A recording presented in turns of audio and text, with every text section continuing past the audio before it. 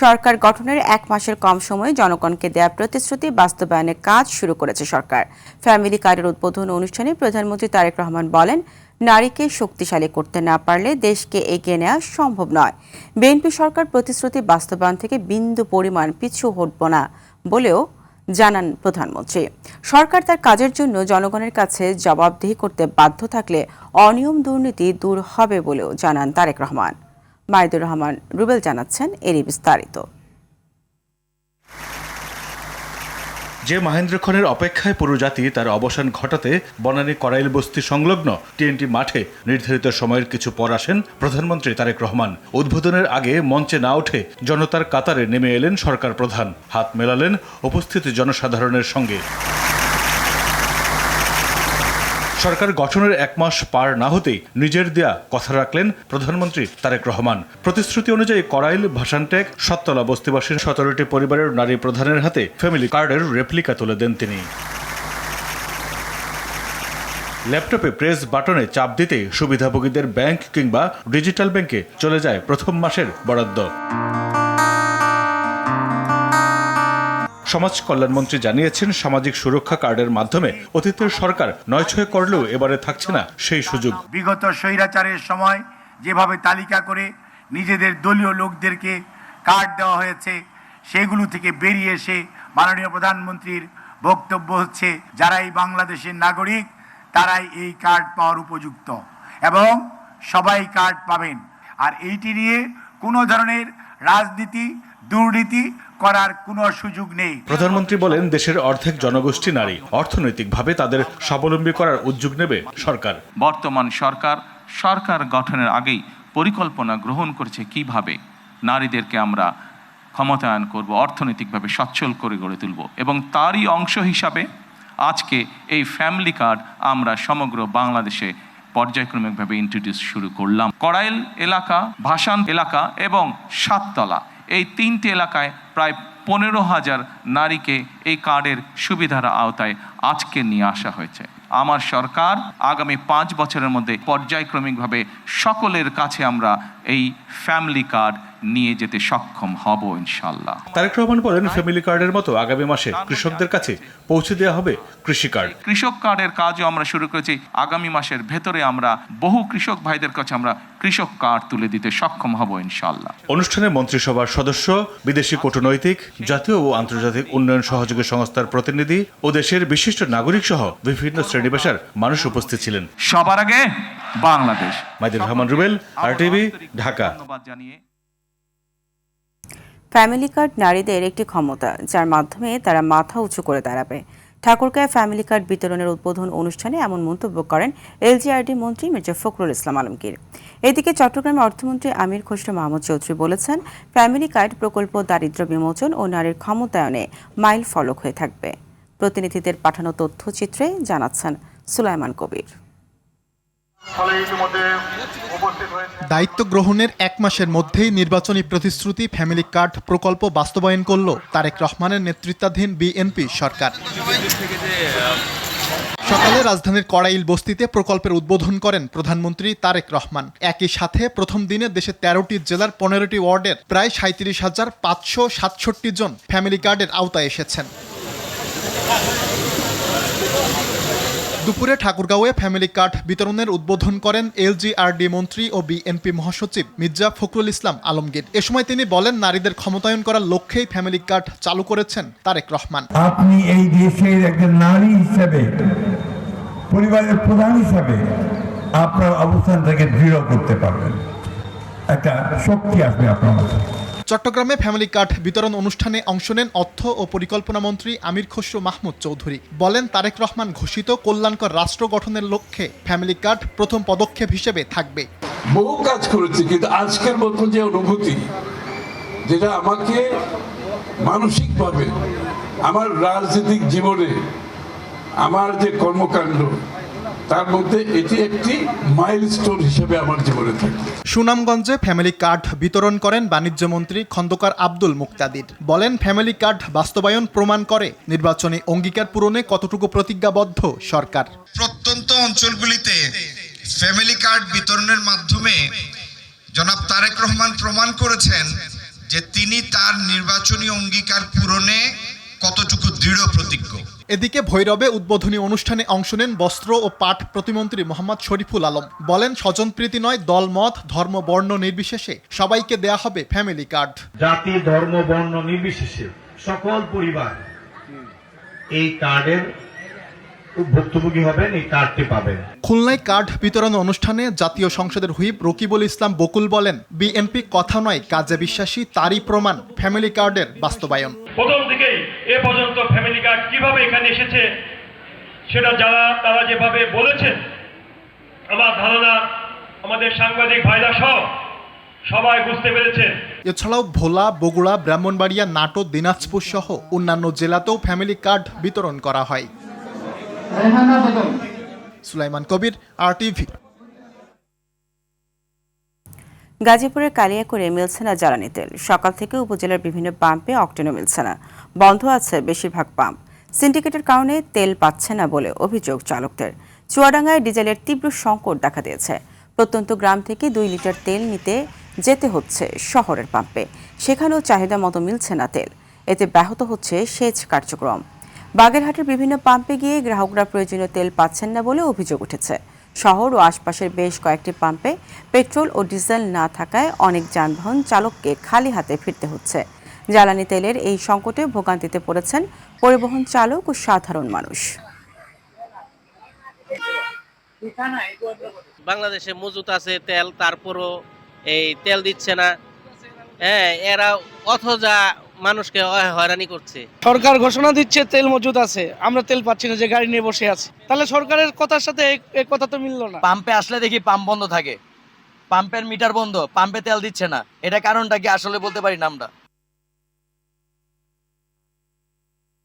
Gas সংকটের কারণে বন্ধ রয়ে গেল দক্ষিণ এশিয়ার বৃহত্তর পরিবেশ বান্ধব ঘোড়াশাল পলাশ ইউরিয়া সার কারখানার সার উৎপাদন। একই সাথে বৈদেশিক ঋণের মাধ্যমে বিপুল অর্থ ব্যয়ে নির্মাণ করা এই কারখানার ঋণ পরিশোধেও দেখা দেবে জটিলতা।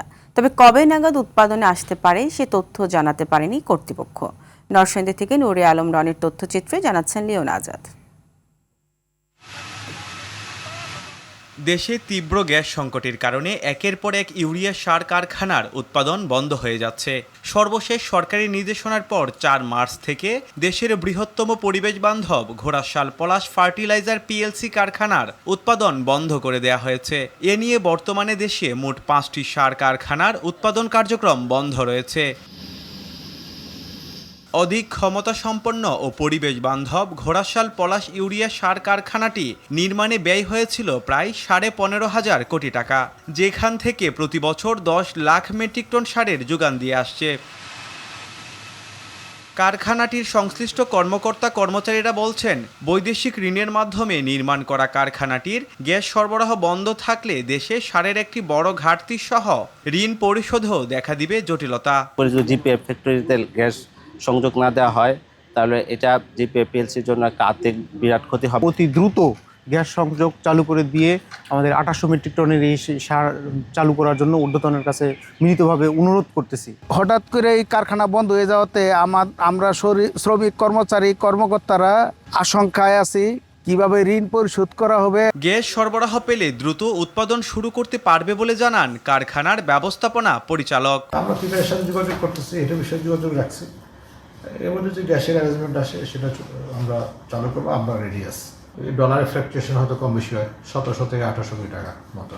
গ্যাস সংযোগের মাধ্যমে কারখানাটি দ্রুত উৎপাদনে আসবে এবং ঋণ পরিশোধেও ভূমিকা রাখবে, এমনটাই প্রত্যাশা সংশ্লিষ্টদের। লিওন আজাদ, RTV।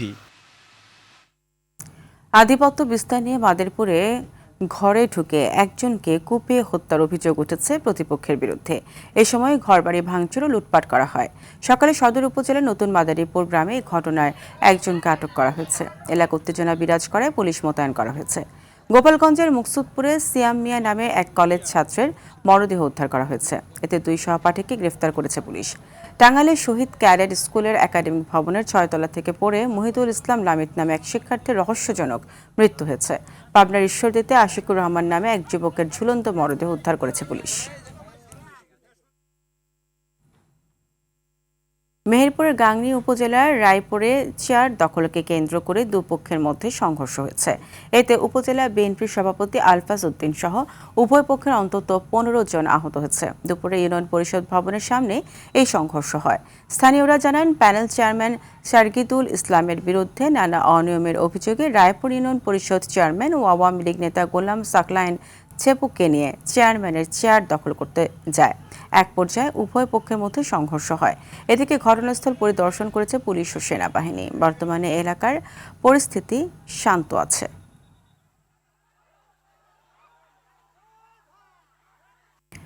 কুমিল্লার মুরাদনগরের বাখরাবাদ থেকে ইলিয়টগঞ্জ সড়কে প্রতিনিয়ত বেড়ে চলেছে ডাকাতির ঘটনা। রাত হলেই সড়কটিতে সক্রিয় হয়ে ওঠে কয়েকটি সংঘবদ্ধ ডাকাত চক্র।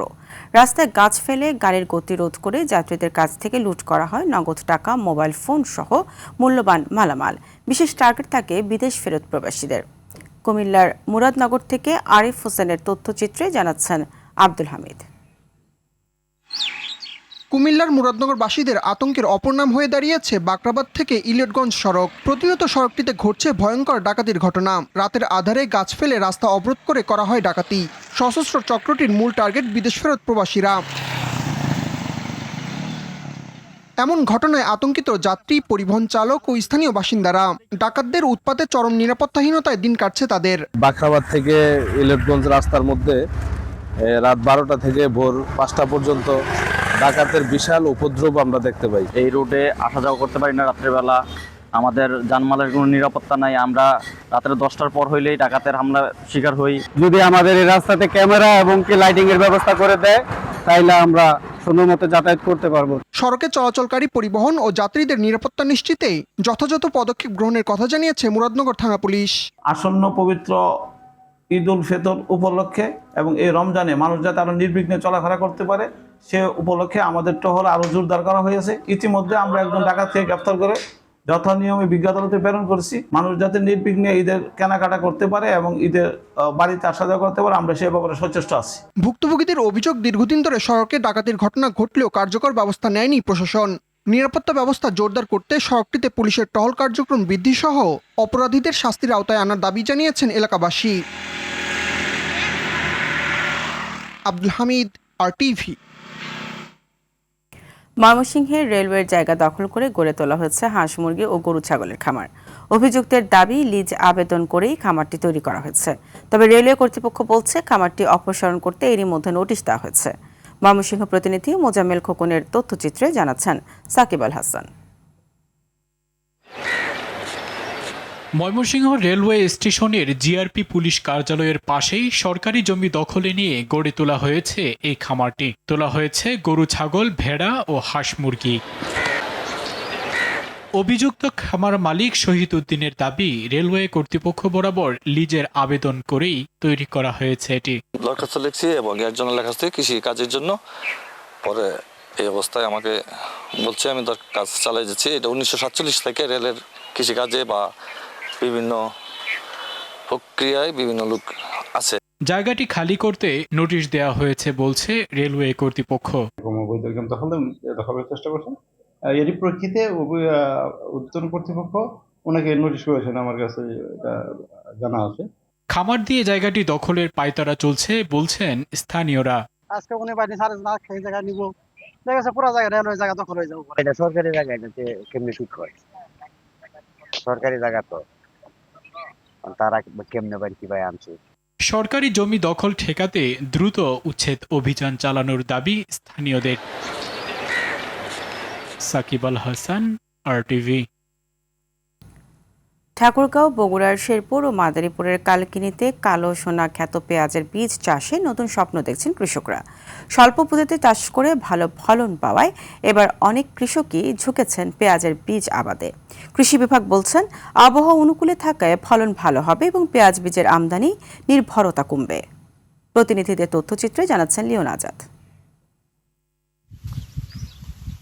কৃষি পুনর্বাসন সহায়তা খাতের আওতায় পেঁয়াজ বীজ উৎপাদন বৃদ্ধি প্রকল্প হাতে নেয় সরকার। এই কর্মসূচির আওতায় ঠাকুরগাঁয়ের পীরগঞ্জ উপজেলার ৮০ জন কৃষককে বিনামূল্যে উন্নতমানের বীজ, সার ও কৃষি উপকরণ দেয়া হয়। কৃষি বিভাগের নিয়মিত তদারকিতে এবার পেঁয়াজের আবাদ ভালো হয়েছে। এবার সরকারি থেকে বন্ধ পেয়ে যাচ্ছি। আশা করি মোটামুটি লাভবান হতে পারবো। এই প্রণোদনাটা সরকার দিচ্ছে যেন আমাদের পেঁয়াজের যে বীজ সেটা বাইরে থেকে আমদানি করতে না হয়। বগুড়ার শেরপুর উপজেলার বিভিন্ন মাঠে এখন পেঁয়াজ বীজের সবুজ সমারোহ। কৃষকেরা বলছেন আবহাওয়া অনুকূলে থাকলে এ মৌসুমে বাম্পার ফলনের সম্ভাবনা রয়েছে। স্থানীয় চাহিদা পূরণের পাশাপাশি বাণিজ্যিকভাবে পেঁয়াজ বীজ উৎপাদনে সম্ভাবনার নতুন দিগন্ত খুলছে শেরপুরে। এটাই প্রথম পেঁয়াজের বীজ উৎপাদন, আমরা নিজেরাও প্রথম এবং কৃষকও প্রথম। তা আশা করা যাচ্ছে ফুলে কদম্ব বা অ্যাম্বল দেখে বোঝা যাচ্ছে যে ফলনটা আশানুরূপ হবে। মাদারীপুরের কালকিনি উপজেলায় প্রথমবারের মতো বাণিজ্যিকভাবে শুরু হওয়া এ চাষ ইতোমধ্যেই বদলে দিয়েছে উপজেলার কৃষি দৃশ্যপট। ফসলি মাঠ জুড়ে এখন সাদা রঙের পেঁয়াজ ফুলের সমারোহ। দৃষ্টিনন্দন এ দৃশ্য যেন সম্ভাবনার নতুন বার্তা দিচ্ছে কৃষকদের। আবহাওয়া অনুকূলে থাকলে আমরা সুন্দরভাবে ফসল গড়ে তুলতে পারবো। আমরা প্রায় 30 জন কৃষককে প্রতি বিঘা জমির জন্য 160 কেজি করে কন্দ বা বাল্ব সরবরাহ করেছি। প্রয়োজনীয় সার সরবরাহ করা হয়েছে। সব মিলিয়ে কৃষকের মাঠ জুড়ে এখন এক নতুন স্বপ্নের চাষ। সাদা ফুলের গুচ্ছ ধীরে ধীরে পরিণত হচ্ছে ছোট ছোট কালো বীজে, যা কৃষকদের কাছে শুধু ফসল নয় বরং ভবিষ্যতের সম্ভাবনার প্রতীক। Leone Azad, RTV। ঈদকে সামনে রেখে নতুন কাপড় বুননে ব্যস্ত সময় পার করছেন টাঙ্গাইলের তাঁতপল্লীর তাঁতিরা। প্রতি বছরের মতো এবারও বাহারি ডিজাইন আর নতুনত্ব এসেছে ঐতিহ্যবাহী এই তাঁতের শাড়িতে। আর সেই কাপড়ের বাজার ধরে কর্মব্যস্ত সময় পার করছেন ব্যবসায়ীরা। জমে উঠেছে জেলার করটিয়া পাইকারি কাপড়ের হাট। টাঙ্গাইল থেকে কামাল হোসেনের তথ্যচিত্রে জানাচ্ছেন আব্দুল হামিদ। আসন্ন ঈদ উল ফিতরকে সামনে রেখে কর্মচাঞ্চল্য বেড়েছে টাঙ্গাইলের পাথারাইল, করটিয়া, কালিহাতীর, বল্লাসহ অন্যান্য তাঁতপল্লীগুলোতে। বিভিন্ন জেলার পাইকার ও খুচরা ক্রেতারা ভিড় জমাচ্ছেন কম দামে হাফ সিল্ক, মাসলাইন কটন, মুসলিন, সুতি জামদানি, কাতান, বেনারসি সহ বাহারি ডিজাইনের শাড়ি কিনতে। ক্রেতা বিক্রেতাদের সমাগমে হাসি ফুটেছে কারিগরদের মাঝে।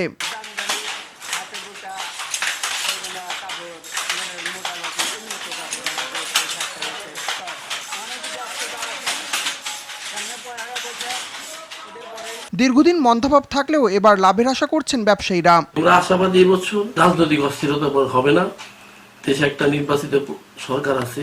এবছর পয়লা বৈশাখটাও মনে হয় ভালো হবে, কেননা পয়লা বৈশাখের কিছুটা প্রচার প্রসার দেখা যাচ্ছে। এদিকে জমে উঠেছে জেলার 200 বছর পুরাতন করটিয়া পাইকারি কাপড়ের হাট। প্রতি হাটে বিক্রি হচ্ছে 50 কোটি টাকার শাড়ি কাপড়। তাঁত শিল্প এখন প্রায় বিলুপ্তির পথে, সেক্ষেত্রে আমাদের যে টাঙ্গাইলে বাংলাদেশে ঐতিহ্য ধরে রাখছে। এখানকার ব্যবসায়ীদের ব্যবহার খুব ভালো, ওদের ব্যবহারের কারণে মানুষের ভালোভাবে টানে আসে। দাম মোটামুটি ভালোই, অত বেশিও না আবার একেবারে কমও না। কম দামে কাপড় কিনতে পেরে পাইকাররা খুশি থাকলেও আশানুরূপ গ্রাহক ও দাম না পাওয়ায় কিছুটা হতাশ বিক্রেতারা। আমরা আছি রোববার রাতে, এ পর্যন্ত দেখেন যেরকম কাপড় এরকমই রয়েছে। ক্রেতার সংখ্যা অনেক কম, লাভও কম, এদিকে মালের দাম বৃদ্ধি। ব্যবসায়ী ও পাইকারদের সব ধরনের সহযোগিতা করা হচ্ছে বলে জানিয়েছে উপজেলা প্রশাসন। আমাদের অবশ্যই হাট নিয়ে পরিকল্পনা আছে। হাটের যিনি যারা আছেন তাকে নির্দেশনা দেওয়া আছে, হাটের যারা আছেন তাদের সুযোগ সুবিধাগুলো দেখার জন্য কোনো রকম কোনো কষ্ট যেন না হয়। টাঙ্গাইলের তাঁত শিল্পের ঐতিহ্য টিকিয়ে রাখতে সরকারি পৃষ্ঠপোষকতা চান কারিগর ও ব্যবসায়ীরা। আব্দুল হামিদ, RTV। দেশের বিভিন্ন স্থানের সভা সমাবেশ ও মানববন্ধনের আরো খবর জানাচ্ছেন লিওন আজাদ। দেওয়ার যে বক্তব্য কথাটা চাঁপাইনবাবগঞ্জ BRTA অফিসে মোটরসাইকেল সহ সকল যানবাহনের লাইসেন্স সংক্রান্ত দুর্নীতি, অনিয়ম ও দালাল চক্রের দৌরাত্ম্য বন্ধের নির্দেশ দিয়েছেন চাঁপাইনবাবগঞ্জ 3 আসনের সংসদ সদস্য মোহাম্মদ নুরুল ইসলাম বুলবুল। সেক্ষেত্রে আপনার যে কয়জন স্টাফ আছে। বাগেরহাট প্রেস ক্লাবের আয়োজনে বাগেরহাট 2 আসনের সংসদ সদস্য শেখ মঞ্জুরুল হক রাহাতের সঙ্গে স্থানীয় সাংবাদিকদের এক মতবিনিময় সভা অনুষ্ঠিত হয়েছে। সুষ্ঠু করার জন্য ফরিদপুরের ভাঙ্গা উপজেলায় 25 মার্চ গণহত্যা দিবস ও 26 মার্চ মহান স্বাধীনতা দিবস যথাযোগ্য মর্যাদায় উদযাপন উপলক্ষে এক প্রস্তুতিমূলক সভা অনুষ্ঠিত হয়েছে। এতে উপস্থিত ছিলেন ফরিদপুর 4 আসনের সংসদ সদস্য শহীদুল ইসলাম বাবুল। ময়মনসিংহে নিম্ন আয়ের মানুষের জন্য ভর্তুকি মূল্যে গরুর মাংস এবং ডিম বিক্রি শুরু করেছে জেলা প্রশাসন। জেলা প্রশাসক কার্যালয়ের সামনে কার্যক্রমের উদ্বোধন করেন ময়মনসিংহ সদর আসনের সংসদ সদস্য আবু ওহাব আকন্দ।